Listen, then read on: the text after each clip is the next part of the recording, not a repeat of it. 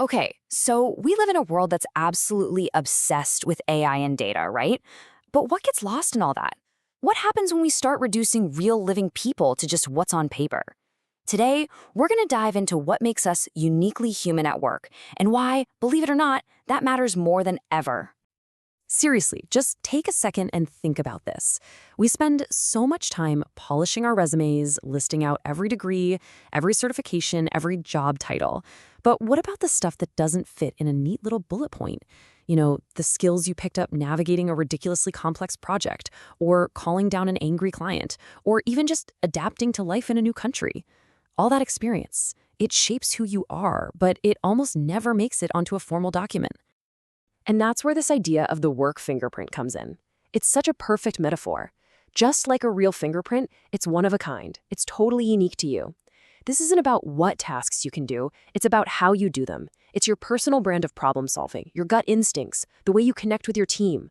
This is that deep human value that no algorithm, no matter how smart, can ever fully copy. But here's the catch. Here's the problem. All our modern systems driven by data and AI, they're in real danger of smudging that very fingerprint. In this big rush for efficiency, we might just be losing sight of the actual person behind all the data points. I mean, think about it. Our talent systems are fantastic at measuring the easy stuff, right? How many courses you've completed, if your skills match a keyword search, what your test scores are. But life isn't a test. So much of our real expertise comes from this messy, beautiful, informal learning that happens out in the real world. And every time we ignore the story behind the statistics, we lose a critical piece of who that person is. There's this wild story about Studio Ghibli. An AI was trained to perfectly replicate the animation style of the genius Hayao Miyazaki. And it did. It looked the part, but it was completely hollow. It couldn't capture the substance, the emotion, the lifetime of experience baked into his work. All the AI could do was reduce his art to a pattern, effectively erasing the human fingerprint. And that just perfectly illustrates the danger we're talking about. As learning strategist Taruna Goel says, when the story behind the numbers vanishes, it's a sign we've gone way too far. We've become too data-driven. We start valuing what's easy to measure over what actually truly matters. So, okay, that's the problem. How do we fix it? How do we take all these invisible skills and make them, well, visible? The good news is there's actually a proven way to do exactly that. Is called recognition of prior learning, or RPL, which is way easier to say. And look, this isn't just some fluffy good job pat on the back. It's a real, formal, structured process to systematically uncover, assess, and officially validate the skills you've gained from your entire life, not just from a textbook. It's how we can finally see and certify someone's unique work fingerprint. So how does it actually work? Well, the whole thing is incredibly intentional. First, it starts with a person exploring their own story, their challenges, their work history, to pull out all that hidden learning. Then, that learning gets mapped to official industry standards, so it's legit. After that, real human experts use things like interviews or hands-on demos to validate the skills. And finally, a personalized plan is created for what's next. It's all about discovering what a person already knows, not just what they don't. Okay, I know that might sound a little bit abstract, so let's bring this down to earth with a powerful, real-world story of how this process can literally change someone's life. So, get this. Our story is about this incredibly skilled tire technician who moves to Canada. Back in his home country, he was an absolute pro. We're talking years and years of deep, hands-on experience. The guy was an expert. But on paper, in his new country, he had zero formal credentials, zilch. The system just couldn't see his expertise. As far as the traditional pathway was concerned, he was unqualified, and getting certified the old-fashioned way would have been unbelievably expensive and time-consuming. But then he went through an RPL process.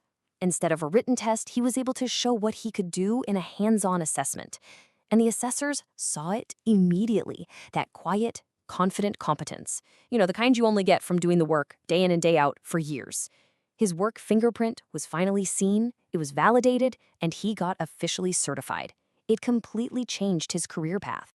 And that story, it's not just a feel-good moment. It's a huge strategic lesson for every single organization out there. It points to a really powerful and, frankly, smarter way of thinking about talent. And it all comes down to this simple but profound motto: recognize before you retrain. It sounds so obvious, but think about it. How often do companies jump straight into expensive reskilling programs without first stopping to ask, hey, wait a minute, what do our people already know? And honestly, the business case for this is a total no-brainer. You immediately stop wasting time and money on training people for skills they already have. That's instant ROI. You build massive loyalty and engagement because you're showing people you see them and value them. But the real grand prize? You unlock all this hidden potential that's already sitting inside your company, helping you close skills gaps faster than you ever dreamed possible. Now, let's be clear. This doesn't mean we need to throw technology in the trash. AI isn't the enemy here. It can actually be an incredibly powerful tool for recognition. But, and this is a big but, only if we use it to support a human-centered process, not to replace it.